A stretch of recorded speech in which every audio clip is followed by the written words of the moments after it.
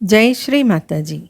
గురు పూజ సందర్భంగా శ్రీ మాతాజీ యొక్క సందేశము Switzerland, July 14, 1984. I bow to all the Sahajogis of the world.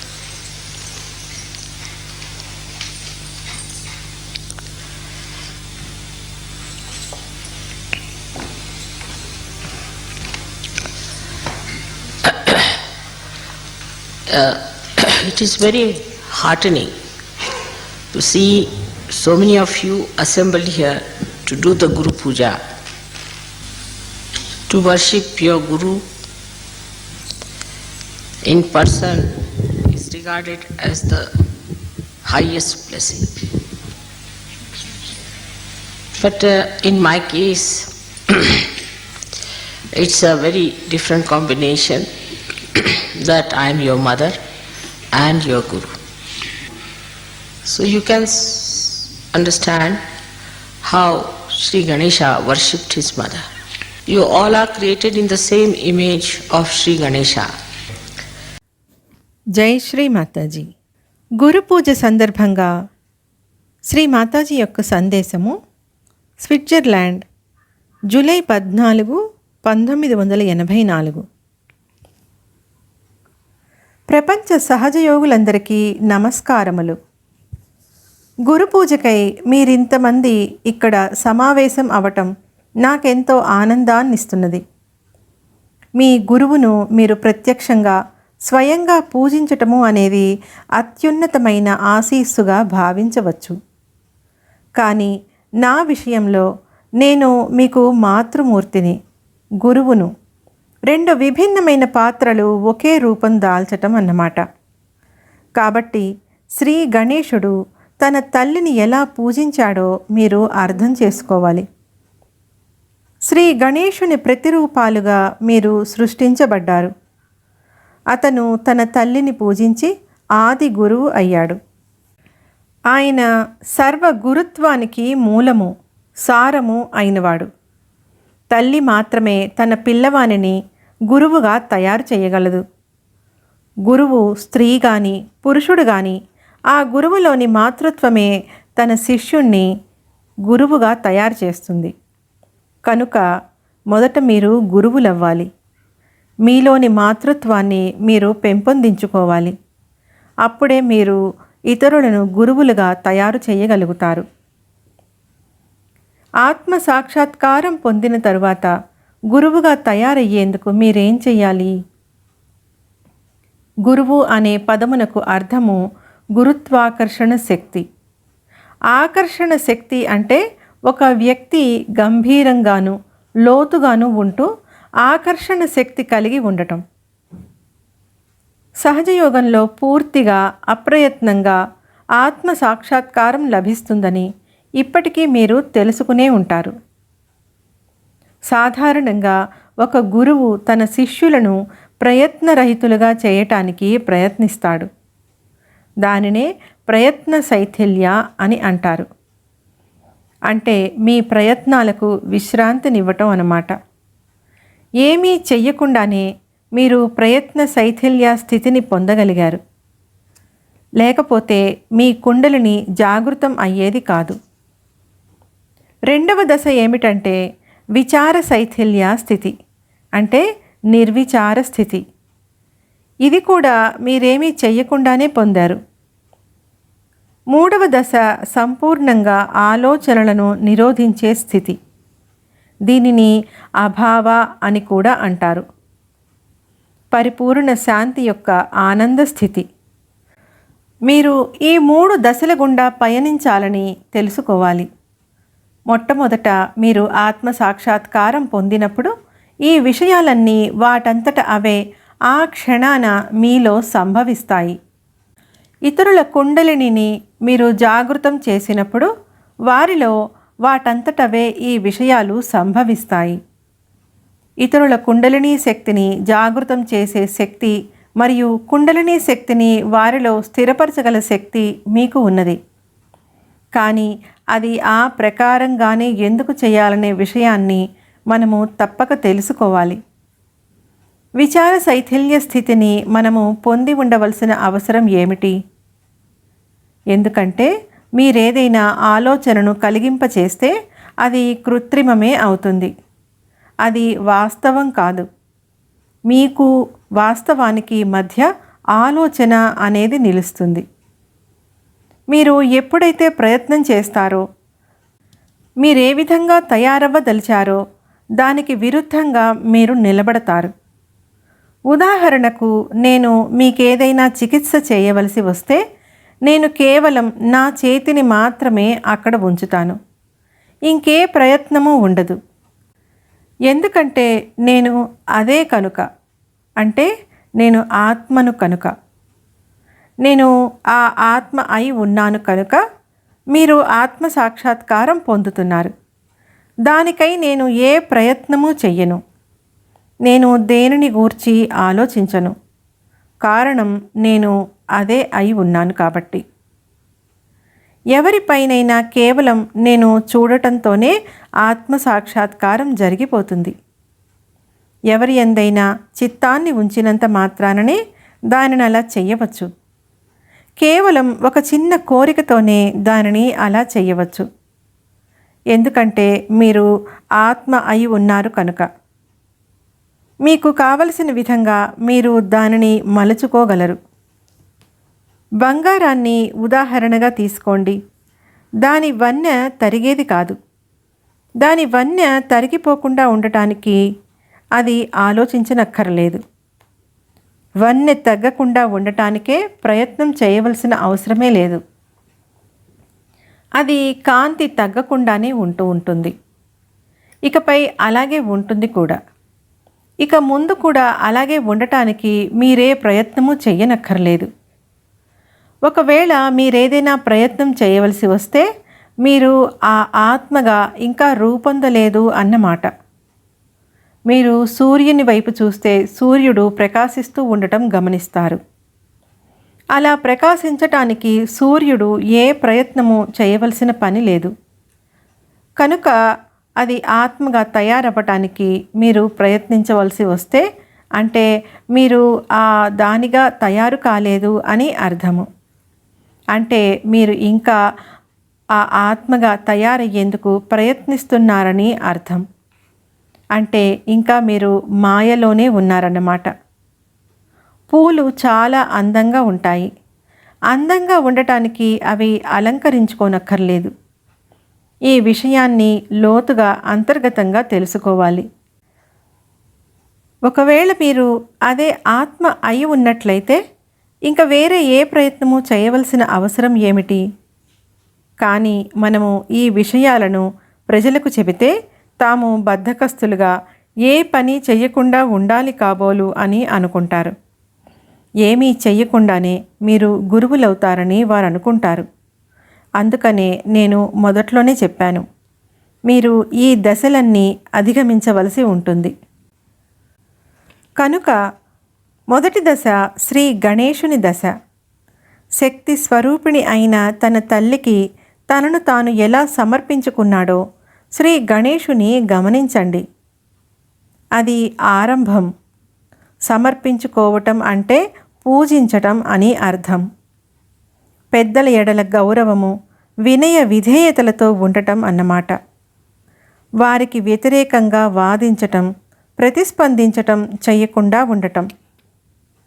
పెద్దల మాటను పూర్తిగా అంగీకరించటం, వారిని అనుసరించటంలో తన్మయత్వం చెందటం. ఒక పసిపిల్లవాడు ఏ ప్రశ్నలు వేయకుండానే తన తల్లి పాలు ఎలా త్రాగుతాడో అలా మీరు పసిపిల్లల వలె మారిపోవాలి. ఒకవేళ ప్రశ్నిస్తుంటే మీరు చిన్న పిల్లలుగా లేరన్నమాట. అటువంటి పసిపిల్లల మనస్తత్వం మీలో మీరు ఏర్పరచుకోవాలి. కనుక యేసుక్రీస్తు ఇలా అన్నాడు, మీరు పిల్లల వలె మారిపోవాలి. కానీ ప్రశ్నించుకుంటూ పోతే మీరు అబోధులు కారు. కనుక మొదటి దశగా మీరు చిన్నపిల్లల పసితనమును మీలో పెంపొందించుకోవాలి. కానీ ఆత్మ సాక్షాత్కారం పొందిన పిల్లవాడు ఆకర్షణ శక్తి కలిగి ఉంటాడు. మొదటగా మీరు మీలో పసితనమును పెంపొందించుకోగలిగితే మిగిలిన ప్రతి విషయము దానంతట అదే తగినట్లుగా చక్కబడుతుంది. మీరు ప్రతి విషయమును మొదటి నుండి మొదలు పెడితే కానీ మీలో పరిణితి ఏర్పడదు. గురుత్వం అంటే పరిణతి కలిగి ఉండటం, కానీ చంచలత్వము, చపలత్వము కాదు. కనుక శ్రీ గణేశుని యొక్క గుణము వివేకము. ఆయనకు వివేకం ఉంది అంటే ఆయన వివేకానికి ప్రతిరూపం అన్నమాట. కాబట్టి మీలోని విచక్షణా శక్తిని పెంపొందించుకోండి. అంతటా శ్రీ గణేశుడు మీకు వివేకము, సుబుద్ధిని ఇస్తాడు. అందుకై మీరు శ్రీ గణేశునిపై ఆధారపడాలి. కనుక మీరు ఈ స్థితిలో ప్రయత్నరహితంగా ఉండాలి. శ్రీ గణేశునికి విరుద్ధమైన ప్రయత్నాలను, అమాయకత్వానికి వ్యతిరేకమైన ప్రయత్నాలను మీరు విడిచిపెట్టాలి. ప్రయత్నరహిత స్థితిని సాధించటం అంటే చేసే ఏ ప్రయత్నాన్నైనా వదిలివేయటం అన్నమాట. మొదట్లో మీరు ప్రయత్నరహితులుగా ఉండరు. అలా ఉండటానికై మీరు కొంత ప్రయత్నం చేయవలసి ఉంటుంది. యేసుక్రీస్తు ఇలా అన్నాడు, మీ కళ్ళు దోషపూరితంగా ఉండరాదు అని. మీ కళ్ళను మీరు అమాయకత్వంతో కూడిన కళ్ళ వలె మీరెలా తయారు చేస్తారు? సహజ యోగంలో మన కళ్ళను కలుషితం చేసే వాటి నుండి దారి మళ్లిస్తాము. ఉదాహరణకు మన చిత్తాన్ని భూమాత వైపు, పచ్చిక బయళ్ల వైపు, వృక్షాల వైపు మళ్లిస్తాము. మనం చేసే ఈ నిరోధించే ప్రయత్నమే ప్రయత్నం. ఇటీవలి కాలంలో సహజయోగంలోనికి వచ్చిన వారు అన్ని విధాలా ప్రయత్నించి ఆ ప్రయత్నాలను నిరోధించాలని వారు గ్రహించాలి. ఉదాహరణకు సుఖమయ జీవితానికి అలవాటు పడిన కొందరు అన్ని రకములైన సన్యాసం గూర్చి మాట్లాడవచ్చును. కానీ అదే సౌఖ్యానికి సంబంధించిన విషయమైతే వారా సౌఖ్యాన్ని వదులుకోకుండా అంటిపెట్టుకుని ఉండాలనుకుంటారు. అలాంటి వారు తాము అలవాటు పడిన సౌఖ్యం నుండి బయటపడుటకు ప్రయత్నించాలి. నేల మీద పరుండాలి. భూమాత ఒడిలో నిద్రించాలి. కొందరి చిత్తము అటు ఇటు పరిగెత్తుతూ ఉంటుంది, ఒక్క చోటున స్థిరంగా ఉండదు. కాబట్టి మీరు మీ చిత్తాన్ని కదలనివ్వకుండా ఒక్క చోటున ఉంచండి. క్రమంగా మీకు మీరే క్రమశిక్షణ కలవారు అవటాన్ని గమనిస్తారు. కనుక సహజయోగంలో మొదట్లో మీరు చేయవలసిన ప్రయత్నం చాలా ముఖ్యమైనది.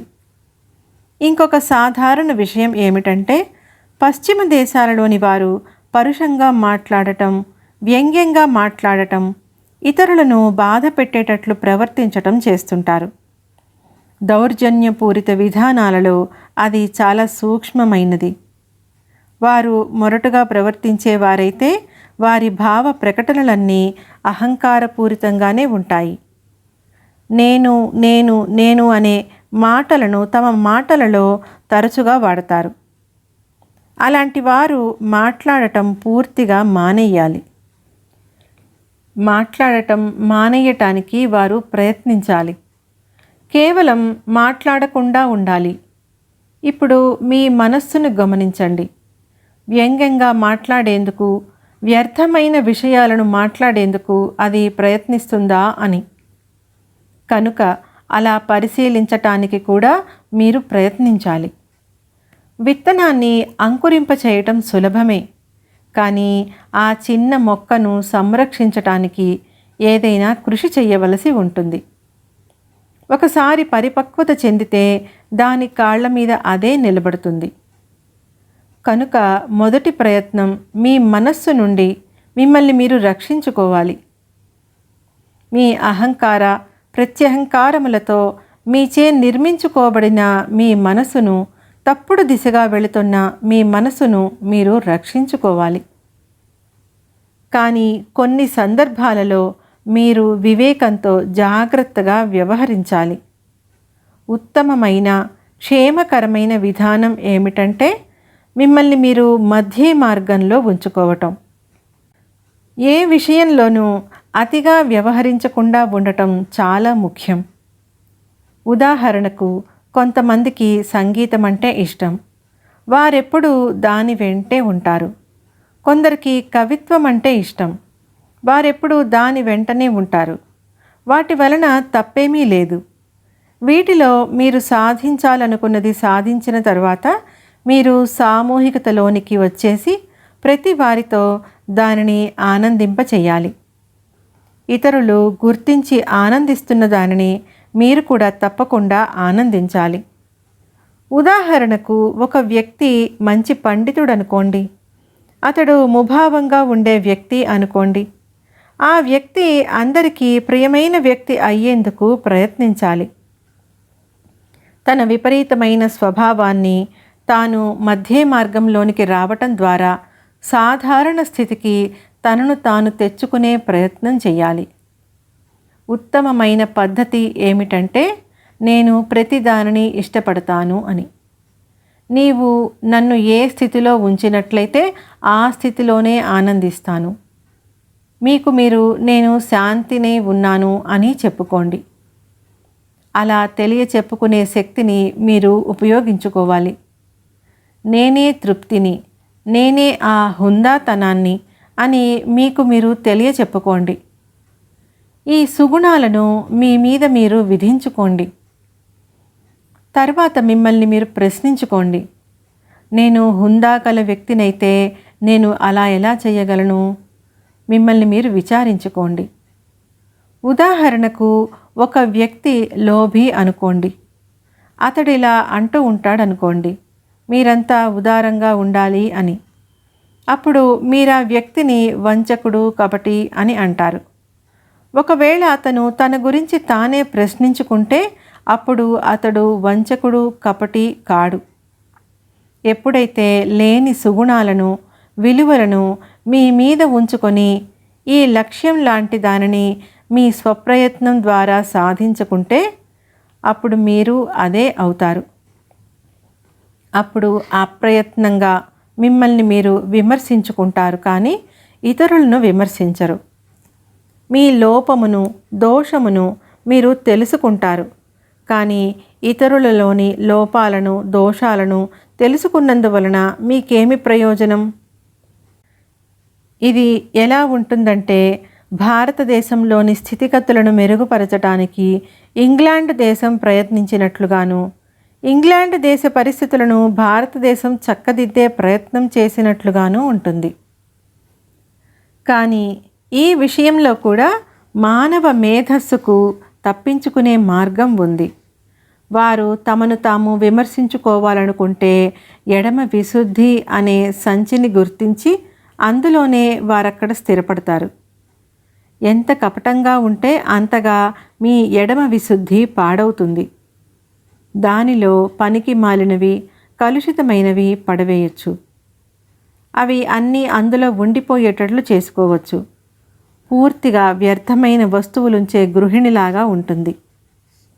ఆమె పనికిరాని వాటిని, వ్యర్థమైన వాటిని ఒక గదిలో పేర్చి ఉంచి ఆ గదికి తాళం వేసినట్లు ఉంటుంది. అలా చేస్తూ ఒక పక్కన తానొక నేర్పుగల సమర్థురాలైన గృహిణిని అని అనుకుంటుంది. ఆ మాలిన్యాన్ని మీరు ఎదుర్కొని సరిదిద్దుకోవాలి. ఆ విధంగా మీరు శక్తివంతులవుతారు. మీ యంత్రాంగం సరిగ్గా లేనప్పుడు దానిని గదిలో పెట్టి తాళం వేసి ఇప్పుడంతా బాగుంది కదా అని అనుకున్నా, లేక దానిని గురించి ఇతరులను నిందించిన ప్రయోజనం ఏమిటి? ఇప్పటికీ ఈ రోజుకు మీరంతా ఆత్మసాక్షాత్కారం పొంది ఉన్నారు. అందుకు నేను భగవానునికి కృతజ్ఞతలు తెలుపుకుంటున్నాను. లేకుంటే ఆ పరిశుభ్రం చేసే పని అంతా నేనే చెయ్యవలసి వచ్చేది. కానీ ఇప్పుడు మీకు మీరే చేసుకోగలరు. క్లుప్తంగా చెప్పాలంటే మీకు మీరే గురువు అవ్వటంతో మొదలవుతుంది. మీకు మీరే చెప్పుకోండి, లేకుంటే మీ నుండి మీరు వేరవ్వండి. ఇంకా ఇలా చెప్పుకోండి, ఇప్పుడు మీరెలా ఉన్నారు, నా వెంట రండి అని. కానీ కొందరు సహజయోగులు వ్యర్థమైన గొప్ప అహంకారం తెచ్చిపెట్టుకుంటారు. తమను తాము గొప్ప గురువులమని వారు అనుకుంటారు. మహాత్ములైన అవధూతను చూడండి. వారిని అడిగితే వారిలా అంటారు, అమ్మా, మిమ్మల్ని మేము చాలా ప్రేమిస్తున్నాము అని. వాళ్ళు నన్ను ప్రేమిస్తే వారిని శుభ్రపరచటం నా విధి అని వారు అనుకుంటారు. కానీ నిజానికి గురు స్వభావము అలా ఉండదు. గురువు చేసేదేమిటంటే తనను తాను శుభ్రపరుచుకుంటాడు, ఇతరులను శుభ్రపరుస్తాడు. అలా పరిశుద్ధమైన పుష్పాలను భగవంతునికి అర్పిస్తాడు. అలా మీరు గురువులుగా తయారయ్యే వరకు నేను గురువుగా మీ వెంట ఉంటాను. కానీ ఒకసారి మీరు ఎప్పుడైతే అలా గురువులవుతారో అప్పుడు నేను మీకు దైవాన్ని అవుతాను. గురువులందరిలాగా మహమ్మదు ప్రవక్త అల్లాహో అక్బర్ అని అన్నాడు. ఆయన పరిశుద్ధాత్మ గురించి, పునరుజ్జీవనం గురించి మాట్లాడాడు. ఆయన గురువు కనుక ఆయన చెప్పాలనుకున్నదంతా పూర్తి విశ్వాసముతో ఎవరు తనకు దారి చూపించారో తెలుపుతూ అన్నాడు. యేసుక్రీస్తులాగా, మోజెస్ లాగా తన చేతి 2 వేళ్లను పరమపితను సూచిస్తూ అన్నాడు. కాబట్టి మీకు మీరు గురువు అయ్యే వరకు మొదట్లో మీ ప్రయత్నం మీరు చేయవలసి ఉంటుంది. అప్పుడు క్రమంగా అప్రయత్నంగా మీరు దానిని సాధిస్తారు. ఆ ప్రయత్నాన్ని ఎవ్వరూ ధృవీకరించరు, కానీ మీరు నిరూపించుకోవచ్చును. వివేకం గల ఒక వ్యక్తి ఎదుట మిగిలిన వారు కూడా వివేకులవుతారు, నమ్మకస్తులు విశ్వసనీయులవుతారు. సంస్కృత భాషలో దీనినే యథా రాజా తథా ప్రజాః అని అంటారు. రాజు ఎలా ఉంటే ఆయన ప్రజలు అలాగే ఉంటారు అని భావం. మీరు గురువు అయినప్పుడు మీరొక ఉదాహరణ అవుతారు. మీరు ఉదాహరణగా, ఆదర్శప్రాయంగా ఉండాలి. తమ భిన్నమైన జీవన రంగాలలో కొందరు తమకు తాము గురువులము అనుకునేవాళ్ళు ఉపాధ్యాయులు, ఆచార్యులు. వారిని మీరు గురువులు అనవచ్చును. కానీ వారు ఆధ్యాత్మిక గురువులు కారు. వారు ఎప్పుడైతే ఈ అనిత్యమైన భౌతిక జీవనాన్ని గడిపే ప్రయత్నం చేస్తారో వాళ్ళ ఎడల వారి శిష్యులు విశ్వాసము, విలువ కోల్పోతారు. రాజకీయ నాయకులు అంతే. బలహీనతలు గల రాజకీయ నాయకుల ఎడల వారిని అనుసరించే వారికి గౌరవ భావం ఉండదు. వారు కూడా తమకొక వ్యక్తిగత నడవడి, దానిని విలువ కట్టేందుకు ఒక ప్రత్యేక విధానము ఉండాలనుకుంటారు. అలాంటప్పుడు ఆధ్యాత్మిక గురువుల మాట ఏమిటి? వారు చాలా శ్రేష్టతగా ఉండాలి. వారికి 2 విభిన్న జీవన విధానాలు ఉండకూడదు. ఒకటి బాహ్యపరమైనది, 2 అంతర్గతమైనది. ఈ 2 రకములైన జీవన విధానములు ఎప్పుడు ఒకటవుతాయో ఆ ప్రయత్న స్థితి అంటే అదే అలాంటి ఒకే రకమైన జీవన విధానమును ప్రతి వారు కోరుకోవాలి. దానికై అంతర్ముఖంగా సాధన చెయ్యాలి. దానికోసం మీరు బాహ్యపరం అయిన దానిని అంతర్ముఖంగా తీసుకురాలేరు. కానీ అంతర్ముఖంగా ఉన్న దానిని బహిర్గత స్థితిగా మార్చుకోవాలి. ఇలా అంతర్యోగము ఆరంభమవుతుంది. 2వ దశలో మీరు నిర్విచారులుగా ఉండాలి. అది పశ్చిమ దేశాలలో చాలా ముఖ్యమైనది. పాశ్చాత్యులు ఆలోచనలతో జీవిస్తారు. స్థూల ప్రకృతిపరమైన ఇతర సమస్యలేవి వారికి ఉండవు. ఉదాహరణకు వారెలా పోషించి పెంపొందించబడ్డారంటే వారు చట్టాన్ని చూసి భయపడతారు. వారు వారి ప్రతి వస్తువును, ప్రదేశమును, తమ తివాసీలను శుభ్రంగా ఉంచుకుంటారు. భౌతికపరమైన వాటన్నింటినీ పరిశుభ్రంగా ఉంచుకుంటారు. ఏదైనా వారిలో సరిచేసుకోవలసి వస్తే వారు వారి బాహ్యపరంగానే సరిచేసుకుంటారు. బాహ్యపరంగా వారు సజ్జనులు, మంచివారు. కానీ అంతర్ముఖంగా వారు వారి ఆలోచనలలో నిర్మలంగా ఉండరు. వారి కళ్ళు, ప్రవర్తన నిర్మలంగా ఉండవు. వారి కళ్ళల్లో విషం ఉంటుంది. ఆ విషమును తమకు తామే బహిర్గతం చేసుకోవాలి అనుకుంటారు. ఒక్కొక్కప్పుడు వారి వ్యంగ్యమైన మాటల ద్వారా అవి వ్యక్తమవుతాయి. దౌర్జన్యపూరిత దురాక్రమణ చర్యలుగా ఇతర దేశాలను దౌర్జన్యంతో ఆక్రమించుకున్నట్లుంటాయి. ప్రపంచం యొక్క సంపూర్ణ వినాశనానికి వారు ప్రణాళికలు వేసి ఉండవచ్చును, కానీ అందులో ఏదైనా తప్పుందని అనుకోరు. ఎందుకంటే ఒక ఆదర్శం కొరకు, ఒక ఆలోచన కొరకు వారు పోరాడుతున్నాము అనుకుంటారు. ఒక ఆదర్శం అనేది ఉన్నంత వరకు దాని వెంట ఒక ఆలోచన ఉంటుంది. దానికి సంబంధించిన ఒక ఉత్కృష్టమైన ప్రసంగం వంటిది ఉంటుంది. అంతటా వారేది చెయ్యాలనుకుంటే అది చేయగలమని వారు అనుకుంటారు. ఈ మాలిన్యం చాలా దట్టంగా ఉంటుంది. స్నానం చెయ్యని వ్యక్తులు తమ వంటిపై సుగంధాలను పులుముకున్నట్లు ఉంటుంది. వాటి ద్వారా మంచి పరిమళాలను పొందవచ్చును. అంతర్గతంగా ముందు శుభ్రపరచుకోవాలి. మంచి ఆలోచనలు కలిగేందుకు మొదటిగా ప్రయత్నం చేయవలసి ఉంటుంది. మీ మనస్సును మీరు గమనించండి. ఇతరుల గురించి ఆ మనస్సు ఏమి అనుకుంటోంది? జాతి వ్యవస్థ అనేది ఇలాంటి వ్యాధియే అని అంటాను. ఉన్నతమైన పదవులలో ఉండేవారు ఆధునికమైన దుస్తులు ధరించే కొందరిని చూశాను. అభివృద్ధి చెందుతున్న దేశాలకు చెందిన మరి ఒక జాతికి చెందిన వ్యక్తిని వేలెత్తి చూపిస్తారు. సహజయోగులు కూడా అలానే చేయటం నేను చూశాను. ఈ విషయాన్ని సహజయోగులను దృష్టిలో పెట్టుకుని చెబుతున్నాను, ఇతరులను ఉద్దేశించి కాదు. పనికిరానివి, వ్యర్థమైన విషయాలన్నీ హఠాత్తుగా సచేతనం అవుతాయి. కనుక మనస్సు అనేది దురాశ, క్రోధము మరియు ఈర్ష్య మొదలైన వాటితో పూర్తిగా కలుషితమైంది. కనుక మనము చాలా జాగ్రత్తగా ఉండాలి. అధునాతనంగా ఉండే వ్యక్తుల బలహీనతలు కూడా అధునాతనంగానే ఉంటాయి. అందుకే ఈర్ష్య అనేది సాధారణ వ్యాధి అయ్యింది. మొన్నటి రోజున నేను ఎవరో ఒకరిని ఇలా అడిగాను, తండ్రి తన కొడుకు మరియు తన తమ్ముడి విషయంలో ఎందుకు కోపంగా ఉన్నాడు అని. దానికి జవాబుగా ఏమన్నారంటే, తమ్ముడు లండన్ నగరంలో తన అన్న కొడుకు బాగోగులను చూస్తూ ఉంటాడు. సాధారణంగా ఎవరైనా తన పరోక్షంలో తన కొడుకు బాగోగులు గమనిస్తున్న వ్యక్తికి కృతజ్ఞతలు చెబుతారు. కానీ ఇతడు ఈర్ష్యగా ఎందుకున్నాడంటే, అందరూ తన స్వాధీనంలో మాత్రమే ఉండాలి అనుకుంటాడు.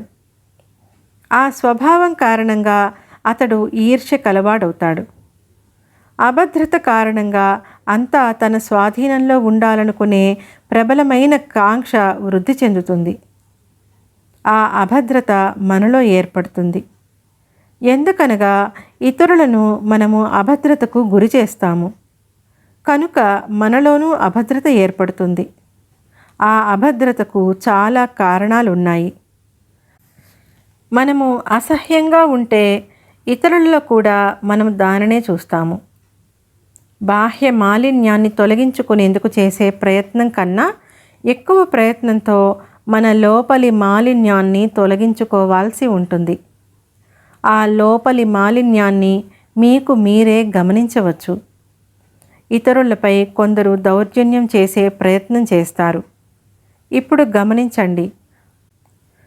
మొదటిగా, మీరు మీపై అధికారిగా తగినంత పెత్తనం చెలాయించారా? మీరు మీకు కావలసిన గురుత్వాన్ని సంపాదించారా? మీరు మీ యొక్క గురువేనా? లేక గురుత్వాన్ని సంపాదించుకోవటంలో ఇంకా ఏదైనా కొరత ఉందా? తమకు తాము గురువు కాని వారు ఇతరులకు గురువు కావాలని కోరుకుంటారు. కానీ స్వయంగా గురువు అయిన వ్యక్తి ఇతరులకు గురువు కావాలి అనుకోడు.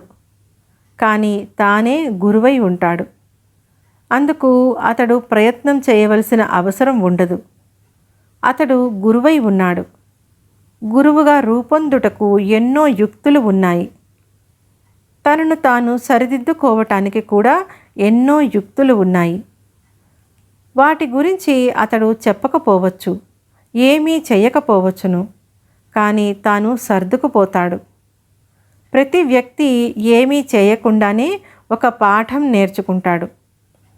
ఎవరో ఒక వ్యక్తి గురువులకు కూడా గురువు అయిన వ్యక్తి ఉంటాడని వారికి తెలుసును. అలాంటి వ్యక్తి చాలా సహజంగా, నిరాడంబరంగా, అమాయకంగా చూసే వ్యక్తిగా కనబడతాడు. ఎందుకంటే అలా కనబడటం కూడా మహామాయే. ఆ శక్తి కలిగిన వ్యక్తి ఆ శక్తిని బహిరంగపరుచుకోవాలి అనుకోడు. నేననేది ఏమిటంటే, జీవితంలో సంభవించే విషయాలను మీరు అర్థం చేసుకోవటం మొదలుపెట్టండి. దాని గురించి ఆర్భాటం చేయవలసిన పని మీకు లేదు. ప్రతి విషయము తెలిసిన వారు ఒకరు ఉంటారు. ఆ వ్యక్తి మనకు లభించినప్పుడు మనము ఆ వ్యక్తిని అనుసరించే ప్రయత్నం చేయాలి. కాబట్టి 3వ దశ, సద్గురువైన మీ గురువును అనుసరించే ప్రయత్నం తప్పకుండా చేయాలి. ఇప్పుడు ఆ వ్యక్తి మనము అనుసరించటానికి ఆదర్శంగా ఉంటాడు. ఈ విషయంలో కూడా సహజయోగులు కృత్రిమంగా ఉండగలుగుతారు. ఒక సహజయోగి తన శాలువాను ఒక పద్ధతిగా ధరిస్తూ ఉండేవాడు. నేను అతని వద్దకు కొందరు సహజయోగులను పంపించాను. శాలువా ధరించటంలో అతడు వారికి సహాయం చేయటానికి, వారికి అతడు గురువు కాగలిగేందుకు నేను వారిని అతని వద్దకు పంపించాను. వాళ్ళంతా శాలువాను అదే ప్రకారంగా అతనిలా ధరించటం మొదలుపెట్టారు. ఇది కేవలం బాహ్య విషయంలోనే కాదు, అంతర్గత విషయాలలో కూడా మీరు అనుసరించాలి. కనుక మీరెప్పుడైతే గురువు అవుతారో తగిన గురువు అయి ఉంటారు. గురువుగా రూపొందేందుకు ఇది దగ్గరి దారి. ఇప్పుడు మిమ్మల్ని మీరు ఎదుర్కొన్నట్లయితే ఇంకా ఎక్కవలసిన మెట్లు ఉన్నాయని తెలుసుకుంటారు. ఇప్పుడు కూడా నేను మీకు బోధించే సమయంలో కూడా ఇతరుల గురించి మీరిలా ఆలోచిస్తూ ఉంటారు. శ్రీ మాతాజీ అతని గురించి చెబుతున్నారు, నా గురించి కాదు అని. ఆ విధంగా తన అంతర్గత స్థితిని ఒక వ్యక్తి తన గురువు నుండి గ్రహించాలి. మిమ్మల్ని మీరు గమనించుకోవాలి. ఇతరులను గురువుగా తయారు చేయకోరే మనము ముందుగా గురువులవ్వటం చాలా ముఖ్యం.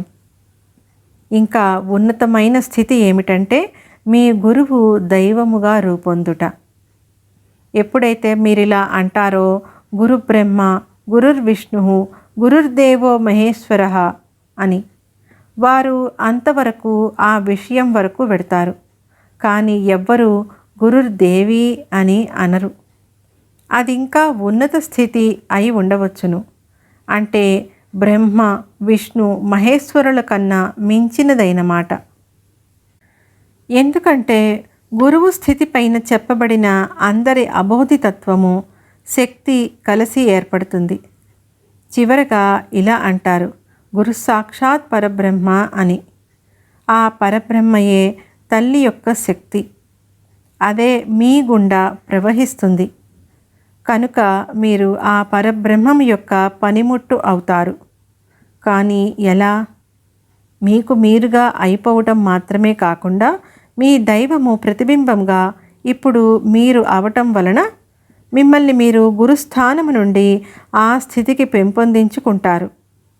ఆ స్థితిలో మీరు పంచభూతములపై నియంత్రణ కలిగి ఉంటారు. కనుకనే అది గురువు యొక్క అవతార మూర్తులందరూ పంచభూతములపై ఆధిపత్యం కలిగి ఉంటారు. వారి ద్వారానే బ్రహ్మదేవుడు వ్యక్తమయ్యాడు. ఆది గురువైన శ్రీ గణేశుని నుండి బ్రహ్మ ఆవిర్భవించాడు. ఈ ఆది గురువు ముగ్గురి ద్వారా అనగా బ్రహ్మ, విష్ణువు, మహేశ్వరుల ద్వారా వ్యక్తమైనాడు. ఆయన 4 తలలు గల బ్రహ్మ వలె జన్మించాడు. బ్రహ్మ, విష్ణు, మహేశ్వరులు ముగ్గురిగా కాకుండా 4వ వానిగా శ్రీ గణేశుడు జన్మించాడు. ఈ విధంగా అతడు ఈ 4 అవుతాడు. ఒకేసారి 4 రూపములు కలవాడు కనుక శ్రీ గణేశుడు చతుర్ముఖునిగా రూపొందాడు. సృష్టించబడ్డాడు, ప్రకటింపబడ్డాడు. మీరు బ్రహ్మదేవునిగా రూపొందిన ఆ స్థితిలో మీరు పంచభూతములను నియంత్రిస్తారు. కనుక ఈ రోజున నేను గురుపాదుల భిన్న భిన్న దశలను గురించి, గురువు స్థితి గురించి మీకు వివరించాను. ఈ రోజున మనము ఏ స్థితిలో ఉన్నప్పటికీ అత్యధికమైన అదృష్టవంతులుగా ఆశీర్వదించబడ్డామని మనము తెలుసుకోవాలి. ఈ కొద్ది కాలంలో ఒక సామాన్య స్థాయి నుంచి మీరు మొదలుపెట్టి బురదలోని తామర పుష్పాలలాగా తయారయ్యారు. కమలాలు అనేక కీటకాలను, తుమ్మెదలను తన మకరందము తేనెతో ఆహ్వానిస్తాయి. వాటిని కమలాలుగా మారుస్తాయి. అవి మకరందాన్ని పొందినప్పుడు వాటికవే కమలాలైపోతాయి. మురికి మాలిన్యంతో నిండిన చెరువు తామర పుష్పాలతో కప్పబడి ఉంటుంది. ఒక పుష్పము ఏదైతే గురువు స్థానంలో ఉన్నదో అది ఇంకా ఎత్తుగా ఎదుగుతుంది. తన మీద కూర్చున్న దేవతకు ఆ పుష్పము సమర్పించబడుతుంది. ఆ పుష్పము సృష్టించిన హృదయ వేదిక మీద ఆ దేవత నివసిస్తుంది. ఆమెను మీ హృదయంలో ఉంచుకోవటానికి మీకొక హృదయం ఉండాలి. నేను మీకు చెప్పినట్లుగా గురువుకు ఉత్తమ గుణాలు చాలా ఉన్నాయి. అవి 12 గుణాలు. ఉత్తమ గుణాలకు అవన్నీ సంకేతాలు. ఆ గుణాలన్నీ గురువులో వ్యక్తమవ్వాలి. ఈ గుణముల యజమాని శివుడు. శివతత్వము అంటే అదే. అలా శివతత్వము, బ్రహ్మ విష్ణు మహేశ్వరులలోని గుణములు మీ ద్వారా ప్రకాశించాలి. విష్ణు గుణమైన ధర్మమును పొందుటకు, ధార్మికులవ్వటానికి మీరు సమతుల్య స్థితిలో ఉండటానికి ప్రయత్నం చేయాల్సి ఉంటుంది. అప్పుడు మీరు అభివృద్ధి చెందుతారు. అప్పుడు మీరు విరాట్ స్వరూపంలో ఒక్కరైపోతారు. అప్పుడు మీరు ఇతరులకు ధర్మాన్ని బోధించగలుగుతారు. మీరు దశల వారీగా తెలుసుకోవాల్సి ఉంటుంది. కపటులుగా, వంచకులుగా తయారు కాకూడదు. నిజంగా మీరా ఆత్మగా మారుతారు. వాస్తవం అనేది దాని ఉనికిని బట్టి అది వ్యక్తమవుతుంది. ఆ విధంగా మీరు గురువులవుతారు. మీలోని వాస్తవాన్ని మీరు గ్రహించండి. దానిని ఎదుర్కోండి, పరిష్కరించండి. నేను ఎవరితోనైనా ఏదైనా చెప్పినప్పుడు ఎక్కువగా నేను వారి నుండి గ్రహించినది ఏమిటంటే, కాదు శ్రీమాతాజీ, నేను అలా అనలేదు, ఇలా అనలేదు, అది నిజం కాదు అని వారు అంటూ ఉంటారు. అటువంటి వారు ముందు వరుసలో కూర్చునే ప్రయత్నం చేస్తారు. లేకుంటే వారు తమను తాము ప్రదర్శన చేసుకునే ప్రయత్నం చేస్తారు. కానీ అది ముఖ్యం కాదు. ముఖ్యమైనది ఏమిటంటే మీ గురించి మీరెంతవరకు తెలుసుకున్నారు. అదే ఆత్మ సాక్షాత్కారం. దానిని మీలో పెంపొందించుకుంటే అప్పుడు మీరు ఇతరుల గురించి వాస్తవ రీతిలో తెలుసుకుంటారు. అప్పుడు ఆనందము సంపూర్ణమవుతుంది. ఒక తేనెటీగ కృత్రిమమైన పుష్పముల వైపు ఎన్నటికీ వెళ్ళదు. మానవులు తేనెటీగలుగా రూపొందాలి. తన గురువును తానే అని చెప్పుకోవలసిన అవసరం లేదు. ఈ రోజున నేను మిమ్మల్ని ఆశీర్వదిస్తున్నాను. గురువుగా 12 సంవత్సరములు పూర్తి చేశాను. మీలో మీరు శివశక్తులను నిజంగా ఆపాదింప చేసుకోవాలి. అంటే నా శరీరము, నా మనస్సు, నా హృదయము ప్రతీదీ అన్నమాట. ఇవన్నీ పరిశుభ్రపరచుకునే కార్యక్రమంలో పూర్తిగా నిమగ్నమవుతాయి. గురువుగా తయారవ్వటానికి పూర్తిగా నిమగ్నమవుతాయి. ఇప్పుడు నేను మిమ్మల్ని కోరేదేమిటంటే, నా ప్రయత్నాలను మీరు వృధా చెయ్యవద్దు. మిమ్మల్ని మీరు గమనించుకోండి. మీకు మీరు సాయపడండి. ఉన్నత స్థితులకు చేరే ప్రయత్నం చెయ్యండి. అలా ఆత్మగా రూపొందండి. ఎప్పుడు మీరు ఆత్మగా రూపొందుతారో అప్పుడు మీరు గురువు అవుతారు. ఒకసారి మీరు గురువు అయితే మీరు బ్రహ్మదేవుడు అవుతారు, మహేశ్వరులవుతారు మరియు విష్ణువు అవుతారు. కనుక మొదటిగా మీరు శ్రీ గణేశుని మాదిరిగా చేయబడతారు. తరువాత బ్రహ్మదేవునిలాగా, శివునిలాగా, విష్ణువులాగా తయారు చేయబడతారు. కానీ ఇదంతా మీ సంసిద్ధతపై ఆధారపడి ఉంటుంది. ముఖ్యంగా ఇదంతా మీ నీతి, నిజాయితీ, సచ్చీలతపై ఆధారపడి ఉంటుంది. శ్రీ గణేశుడు మీకు గ్రహించే వివేకాన్ని ఇస్తాడు. శ్రీ ఆదిశక్తి మీకు కృషి చేసే శక్తినిస్తుంది.